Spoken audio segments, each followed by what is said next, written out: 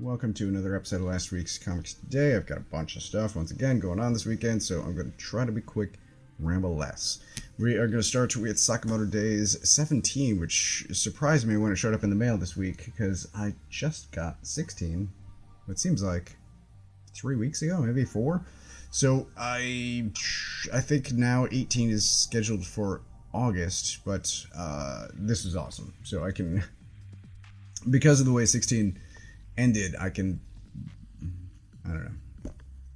know if I'm going to read this or wait for 18 and then do a video, but I can see what's going to happen. I've already skimmed through it. I actually already started reading it last night. So, I'll wait for 18 to do a video, but I think I'm going to read it now. Moving on, we have World's Finest. This is the part 3 of the We Are Yesterday crossover, and I'm wondering, because I didn't read part 2, if you actually need to read both halves of this, the other half being Justice League Unlimited. This is set in the past, as was part 1, as is all of the World's Finest stuff. So, do we as an audience actually need to read the other half? I don't know. I guess I'm going to get part 5, because that's also in World's Finest, but this is not a storyline that I care about, ultimately. So what has happened is Grodd sent his brain from the future. I'm not sure if that's our present or even more future from us relative to World's Finest, if that makes sense. Grodd has sent his brain into a younger version of his body. And then he built the what's the Legion of Doom? Can't believe I forgot that name. So he built the Legion of Doom, and it's all in an effort to get tachyon particles. They do some stuff, and the heroes fight them. But they get tachyon particles in order to move themselves into the future, and also accidentally send Robin into the future as well. So next issue will be part 5, and then because this is an annual, it's also a 5th week of April, so generally not as much stuff comes out in 5th weeks, at least from the big 2. And I don't know, now there's 2 Robins in the present, which is interesting. And at the very end of this is a John Stewart standalone thing, which I did not find that interesting. It's basically an origin story, but it's like this moment where he didn't want to wear the ring. And what I also found kind of odd, and maybe I would have known this if I had read the solicits, but it's only plotted by Mark Waid. It's actually written by Christopher Cantwell, which maybe explains why I didn't enjoy this as much as others. I'm saying this entire storyline so far is completely skippable. Lost Fantasy issue 1, and this was a really good preview. This is one of those series where I was interested, but I waited for preview pages to come out in order for me to make a decision about whether or not to get it. That preview was these opening pages that I'm showing here, and I was very interested in this. I found them compelling, and I still find that to be true. It is those first 3 pages, and I'm like, oh, okay, so there's this young girl running in the woods, there's some kind of creep possibly chasing after her, and then somebody dies, and it switches over to these 2, and they are having a conversation before ultimately they hit this little girl with her car. And all of that I found interesting and well told, and then the rest of the book happens, and I'm like, I don't care about this. Because what is happening is there are events happening. There's basically this whole 2-page backstory of the world in which creatures of magic, people of magic, cross over into our world, specifically in 1906, during this earthquake, and there are ramifications after that. So Roosevelt is there, and I keep thinking this guy's Nightwing, even though clearly he's not. And then it goes on to this like Harry Potter-esque establishment of magical houses in our world, and then it cuts back to the future, and there's this investigation that's happening here, and then there's a bit more magic, but all of this is less interesting, less, I'm going to say, well told than what is happening in these first 3 pages. And I'm like, oh, if this were kind of a supernatural horror thing, then I would be more interested in what I actually got. And then at the very end of this is kind of an additional story plot line, and I'm definitely not interested in the interpersonal drama of these people in red robes. So at the very tail end of the book, there is something else established, and it's not well established. It's not done in a way that compels me to want to read more. It's just, here's this extra shit tacked on at the end, and I won't be continuing. Speaking of not continuing, Seasons issue 4, I might later regret this in the same way that I do Black Science, which I tried in the very beginning and then ultimately quit, then come back to it 10 years later. I did shoot that video, by the way. I finished reading all of Black Science, the giant hardcovers, and I enjoyed it. I shot a video, never edited it.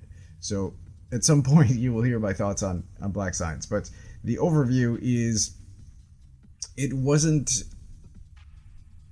enough for me on an issue-by-issue basis that I dropped the title from my monthly poll, but I kept hearing good things about it, and so I was curious enough that when the 10th anniversary hardcovers were released, I got one of those, read 17, 18 issues in one chunk, enjoyed it, and then grabbed the other 2, finished off the series, and I found that enjoyable. But on an issue-by-issue basis, I am not enjoying Seasons.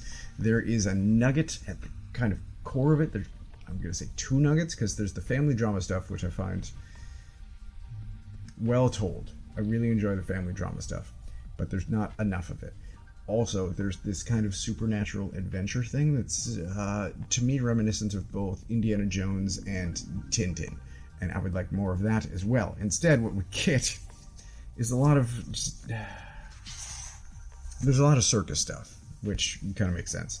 But this is almost a poem, as this ringleader is he's telling this story. He's being a showman, and he's ensnaring one of the sisters. That's ultimately what is happening in this issue for a good half of it. And then the rest of it is the sister failing to catch the other sister's attention, and we see that the one sister is not a good person. Again, we've known that before. And there is this 2-page historical spread calling back to Lost Fantasy, and this is good. I enjoyed this. It's just the rest of the series is not packed to this level of, like, here's what's going on, here's this interesting thing. It is mostly her talking to her fish. I'm like, I can't do it anymore. So I might revisit this at some future date, but I think I need to quit the Seasons. So all that's kind of disappointing, that I only got 4 books this week, and 3 of them I didn't really enjoy that much. But G.I. Joe, Real American Hero, Duke, Silent Mission makes up for all of it. So this is by Wes Craig. Also, I think colors by Jason Werney. Yes, colors. But as far as writing and art, Wes Craig, good God, this is so well done. Highly recommended. But his visual storytelling, the action, all of this is incredible. Even if you don't care about G.I. Joe, if you just care about comics in general, grab this issue. You will be impressed. I mean, look at that. The shadow of the canopy, really well done. The pacing, the framing, the action, all of it is phenomenal. I love this. It is, by default, pick of the week, but it's so far above everything else. It's so well done. It's incredible. I loved it. It kind of makes me want to try Kaya again. Maybe I will. Maybe I don't know what's going to happen there. But Wes Craig, phenomenal. Lastly, there is a new trade for Saga. I am usually super vague about what is going on with the Saga. So if you don't want to be spoiled, because I'm going to talk about things, then skip to the next chapter. But here's what's happening. The Will is high out of his mind, and Prince Robot is... There she is with the shark. This is kind of before he gets high. But Prince Robot, I will find him quickly. There he is.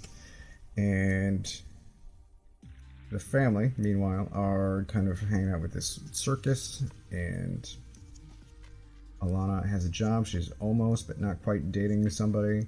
And it ends, one of the issues, with Prince Robot self-harming. And that was pretty surprising. There's also this giant spider chick that Ilana is hanging out with. And there's a hallucination that's going on that is at one point when he's high. And there's a Will. He is not doing well. And lastly, one major thing, is if you are familiar at all with this story. There's a war that's been going on since the very beginning. King Robot makes this proclamation that they are switching sides, which is a shock to the rest of the universe, and it leads to, where is it, this spectacular moment on a spaceship where this guy, one of the robots, winds up on the wrong ship because he is no longer with the wings, he's with the horns, and so Prince Robot is self-harming. Alana and family are on a space circus ship. The Will is high out of his mind. The robots switch sides in the war, and there are some other stuff that I'm still not talking about, and there's a kind of spider lady that Hazel is hanging out with. So that's everything that I got this week. G.I. Joe is far head and shoulders above everything else, and I'm pretty excited. I have more Sakamoto after just recently finishing 2 additional volumes, so I'm gonna jump into this, I think. But that is it for this week. Super short. I'm getting hopefully some better comics next week, but I got all of these except for this, which my wife orders from a local comic shop. And if you don't know where yours is, you can use this URL to find the one closest to you. Thank you for watching.